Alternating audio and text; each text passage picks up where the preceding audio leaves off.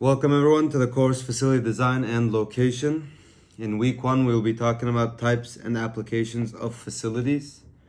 During this class, you will be understanding a couple of key points in facility design and location. This is the introduction.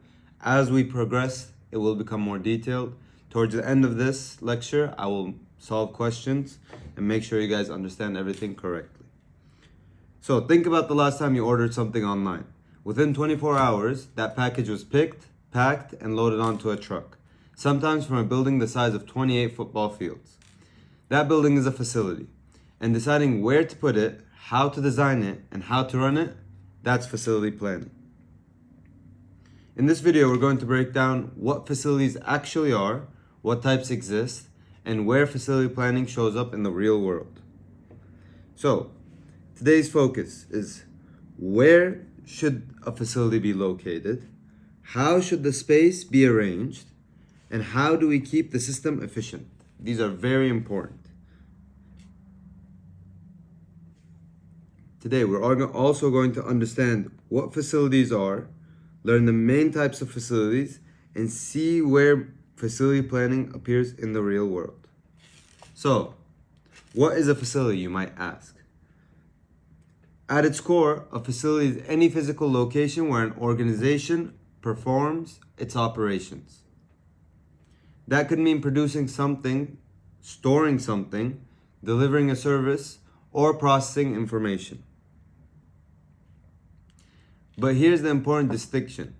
A facility is not just a building, it's a system.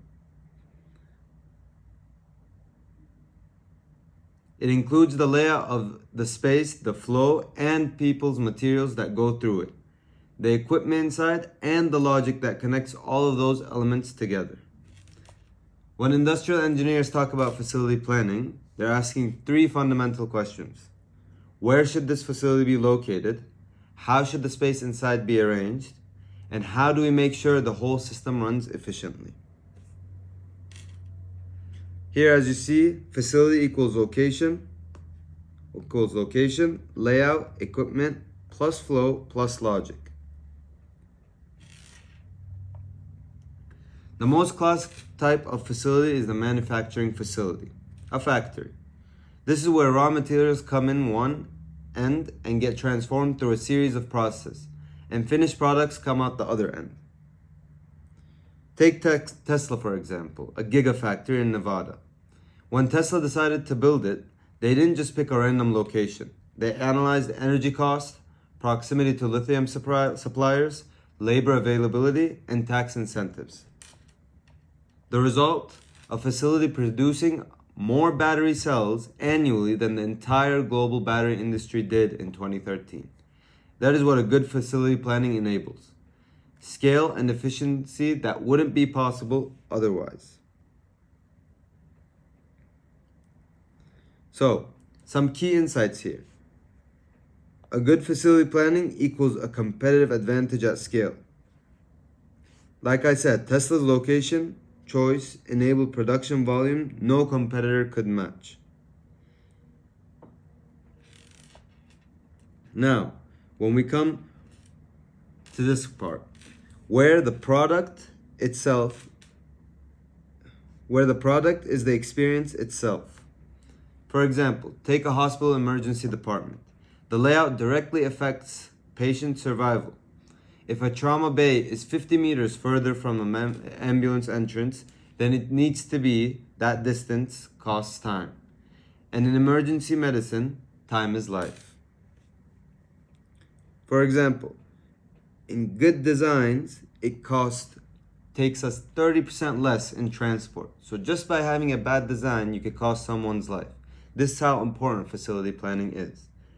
Let's take office facilities as another example.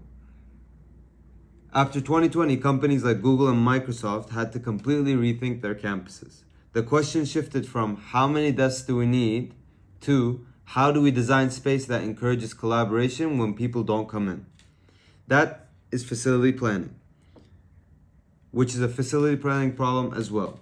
And it has one real consequence. Poor office design is directly linked to the lower productivity and higher employee turnovers.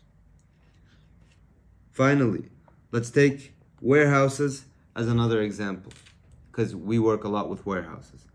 Amazon operates over 1,000 fulfillment centers worldwide. Each one is a masterpiece of facility planning. The placement of shelving, the routing of conveyor belts, the location of packing stations, every single decision is optimized to minimize the distance a worker or robot travels per order. So when we look at it from outside, we can have a very nice layout like this. For example, this is the storage, this is the offices, this is the bathrooms. Everything has to work with each other, and everything has to make the other part more efficient. If someone that works in the storage compartment has to always go into storage compartment number 2 before entering the office because he needs to drop off X supply, he would have to do this route, come back around here and do this. Instead, we look at it, this is a very simple example. We look at it like this. This is storage 1, this is storage 2, this is the office, and this is the bathrooms. So anyone in storage 1 can go to storage 2 very easily, drop off their supplies needed in order to get to the office. And anyone that's in the office can use the bathrooms with no problem. Any kind of mix-up or any kind of traffic, as we would say, in the office can cause disruptions of all sorts. Now, we're going to be talking about where is a facility plan used. So where exactly does a facility plan show up? The short answer, everywhere a physical space is used to deliver value. In healthcare, designing hospitals, clinics, and emergency response networks so every patient is within reach of care. But for example, in supply chain and logistics, deciding where to locate warehouses and distribution centers to minimize delivery cost and time. This is kind of like the example I gave before, but this is in a much larger scale. In retail, positioning stores to maximize customer access while minimizing their cannibalization between locations. For example, you want people to be able to come into your store and leave your store in the most easy way possible. If getting into your store is a hassle because the garage or the parking lot is too far away, or for example, it's always crowded, the likelihood of people coming to your store is much lower. Another thing, public services. In public services like locating fire stations, police stations, and schools, so that response times and travel distances meet service standards. This is very important. And increasingly in data centers, one of the fastest growing facility types in the world. Where you put data centers affects latency, energy costs, and geopolitical risk. Now, we're going to be talking about GAMS, General Algebraic Modeling System. When facility planning problems gets complex, multiple locations, multiple constraints, real cost, data, let me walk you through what's happening here. We have 2 products. One is deluxe belts and 2 are the regular model of belts. The deluxe earns $4 profit and the regular earns $3 profit. We declare Z as our objective variable, the total profit we want to maximize. We declare X1 and X2 as positive variables. GAMS knows they can't be negative, so we don't need to write the constraint separately. Then we define our equations.